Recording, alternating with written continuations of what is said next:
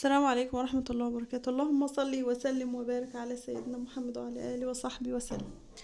فيديو سريع كده يا بنات، يعني نصيحة لبعض البنات اللي بتجيب بقوليات بكميات كبيرة وبتسوس عندها. بص يا ستي، بدل ما تشغلي التلاجة وتقولي انا هحطها في الفريزر او في التلاجة، علشان انا كنت بعمل كده الاول، كنت بحطها في التلاجة برطمانات كده علشان تبقى في درجة حرارة التلاجة. طبعا مش هيجرى لها حاجة لو قعدت 100 سنة. لكن بما ان الحاجات دي ممكن نجيبها بكميات كبيرة، طبعا لغلاء الاسعار فاحنا بنجيب كميات كبيرة خوفا من ارتفاع الاسعار يوم عن التاني، وبالتالي ممكن الحاجات دي ممكن تبوظ عندك او تسوس يعني. فانتي حل نهائي وحل حلو خالص بالنسبة للحاجات اللي هي بتتنقع، زي الفول المدمس، زي الفول المدشوش، زي الحمص، زي الفاصوليا. الحاجات دي ممكن تنقعيها الاول 12 ساعة. بعد ما تنقعيها 12 ساعة، يعني من الصبح لليل او من الليل لتاني يوم، المهم انك هتنقعيها اقل حاجة 12 ساعة. لو زيادة عن كده يبقى افضل، لكن مش اقل من 12 ساعة. بعد ما تنقعيها هتصفيها كويس جدا من المية، وطبعا هتشطفيها بشوية مية نضاف غير المية اللي كانت منقوعة فيهم.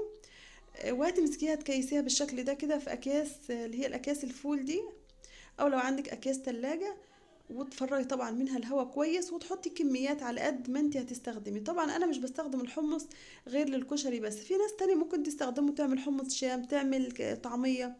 لكن انا بستخدمه للكشري بس. فطبعا بحط كميات زي ما انتوا شايفين كده، الكميات دي كافية جدا، لانها هتكفيني للمرة. يعني انا هطلع كل مرة بطلع كيس.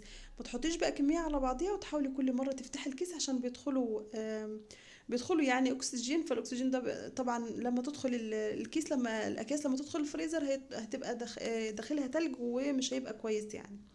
المهم يا ستي، حطي بقى كميات صغيرة كده زي ما انا حطيت قدامك، وحاجة وسيلة سهلة جدا وسريعة، وجربي الطريقة هتعجبك. ويا ريت لو عجبتك ما تنسيش ترجعي تكتبي لي تعليق تحفيزي تحت الفيديو.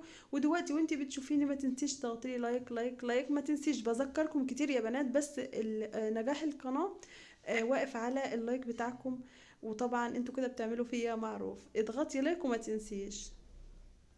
طبعا بعد ما هو زي ما تقولي فيديو سريع كده يعني بدون هدف، لكن انا حبيت يعني اعمل ابقى متواصلة معاكم على طول، ما انقطعش عنكم طبعا.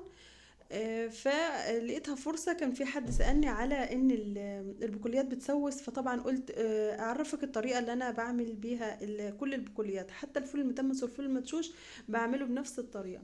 بنقعه واكيسه كده في اكياس صغيرة على قد الكمية اللي انا هحتاجها. طيب، وكمان هوريكي ازاي بخزن البرتقال، وبرضو على طريقتي، كل واحدة بتخزن كل حاجة على طريقتها. هينفعنا طبعا في رمضان، وبما ان البرتقال دلوقتي رخيص وكمان ده اوانه، يعني هتبقى الحاجة حلوة. وكمان انه بعد كده في رمضان، بدل ما تقعدي تعملي بقى عصاير اللي هي المعلبة دي، بتبقى فيها مواد حافظة مش صحية.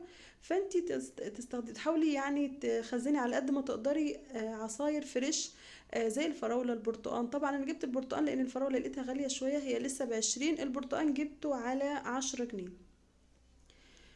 طبعا في القفص الدهوني ب8، هو كده ب10 فرداني بالكيلو، لكن في القفص الدهوني ب8 يعني. القفص فيه 20 كيلو، عمل حوالي 170 او 180 حاجة زي كده. المهم يا ستي، هتغسليه كويس جدا، وبعدين هتفردي ملاية بالشكل ده كده، وتسيبي عليها البرتقال، وتشغلي المروحة عليها نص ساعة كده، ساعة، لحد ما تحسي ان البرتقانة نشفت كده وجفت ومعلهاش مية خالص. وبعدين هتعبيها بقى في اكياس.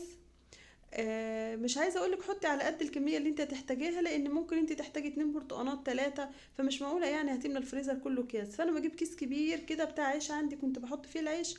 بتحطي فيه بقى يعني ال20 كيلو ممكن اقسمهم على كيسين 3 اكياس يعني، اقل حاجه. بفتح الكيس، باخد منه البرتقانتين او ال3 زي ما انا هعمل، على قد الدورق اللي انت هتستخدمه، على قد الكميه اللي انت هتعمليها، يعني هتكفي افراد الاسره بالشكل ده كده زي ما انتوا شايفين. بتفتحي الكيس بقى، بما ان البرتقال ناشف اصلا مفيهوش ميه، فهو مش بيمسك في بعضه خالص في الفريزر. فانا بفتح الكيس، باخد منه 2 ب2 كده، وباجي اربط الكيس تاني. يعني انا شايفاها ان طريقه سهله للتخزين، بدل ما تقعدي تقشري وتقطعي وتكيسي والميات بتاعته تنزل بقى، وتبقى حاجه مش حلوه يعني. المهم يا ستي، انا حبيت بس اوريهولك ان بعد ما تحطيه في الفريزر، عشان مفيش حد يسألني يقول لي بعد ما تحطيه في الفريزر هيبقى صعب التقطيع خالص يا بنات. بالمرة بصوا، انا جبت البرتقانة دي حطيتها في شوية مية لمدة 5 دقايق مش اكتر، 10 دقايق بكتير قوي. يعني بصي وانتي بتعملي الفطار كده مش هياخد في، يعني البرتقانة مش تاخد حوالي 10 دقايق بالظبط، ربع ساعة اقصى حاجة يعني. تمام. يعني احنا مش بنحتاجها تفك، مش بنحتاج ان هي تفك. طبعا زي ما انت شايفة هي كده بالظبط والله، يعني حوالي 5 دقايق ل10 دقايق حطيتها في المية جنبي. شايفين بتتقشر بكل سهولة، وكمان هوريلك انها بتتقطع برضو بكل سهولة. مش بيبقى فيها، مش بتبقى جامدة يعني زي مثلا اللحمة، زي اي حاجة مطلعاها جامدة من الفريزر. لا، بالسكينة تتقطع معاكي بكل سهولة. شايفين انا مش بضغط خالص خالص، يعني هي بتتقطع برضو بسهولة معايا. هترمي بقى في الدورة او في الكبة عندك، وشوية سكر وشوية مية وتفرمي على طول. وهيبقى عصير فريش ساقع في رمضان حلو جدا. اتمنى تكون طريقتي عجبتكم، وزي ما قلت لكم كل شيخ وطريقته، وكل الطرق في الاخر بتوصل لطيبة. لكن حبيت اوريكم طريقتي بما ان احنا داخلين على